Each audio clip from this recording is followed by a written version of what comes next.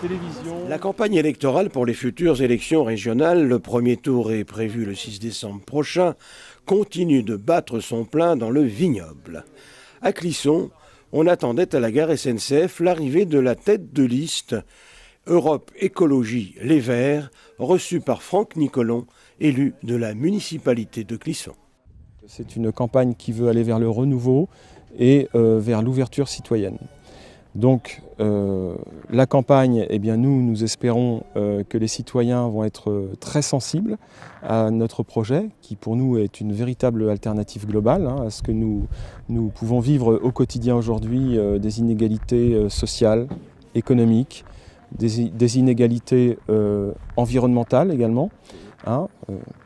On peut comparer justice climatique et justice sociale, ce sont souvent les plus précaires qui payent le prix fort en la matière. Et donc nous espérons que tout ceci sera entendu par la population, parce que le premier adversaire pour nous, c'est l'abstention. Et le deuxième, c'est l'extrême droite. Le mouvement écologiste devrait être, unitaire, puisque c'est le même idéal. Pourquoi est-ce qu'il y a des dissensions, voire des divergences entre vous et des divisions? Je suis dans ce mouvement écologiste depuis 1992. J'ai toujours connu des arrivées et des départs. Voilà, donc je reprends la phrase d'un des nôtres qui a dit qu'on était sans doute le parti politique qui avait le mieux irrigué la vie politique française à travers tous les représentants qui existent aujourd'hui dans d'autres partis politiques. Donc c'est l'avantage, c'est-à-dire que culturellement l'écologie se diffuse. Ensuite, considérer l'écologie comme un projet politique, eh bien, pour un certain nombre, ça ne va pas de soi. Nous défendons un projet de société globale qui dépasse largement la question environnementale, qui concerne aussi l'économie sociale et solidaire, qui concerne aussi l'égalité des droits, enfin un certain nombre de domaines.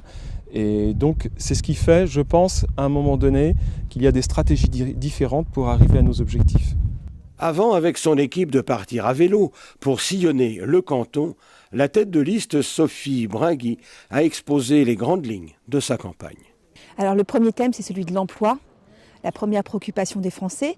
Nous avons fait une étude pour voir un petit peu le potentiel d'emploi qu'on avait en Pays de la Loire dans la transition écologique.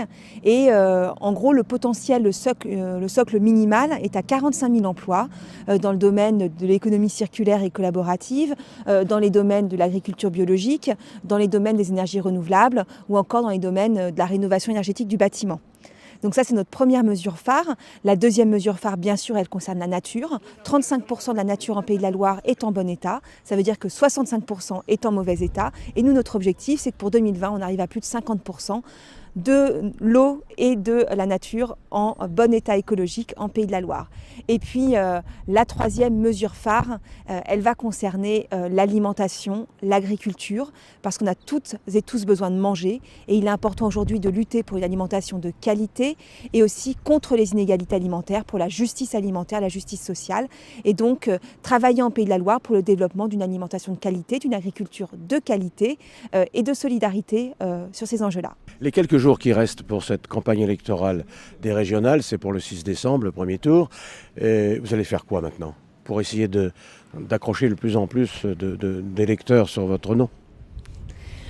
Nous, en ce moment, on fait déjà la quinzaine de l'écologie. On est sur le terrain tous les jours et on met en avant l'écologie des solutions. Parce qu'il y a beaucoup de gens qui trouvent que l'écologie c'est bien, mais que c'est un doux rêve et que ça n'est pas possible.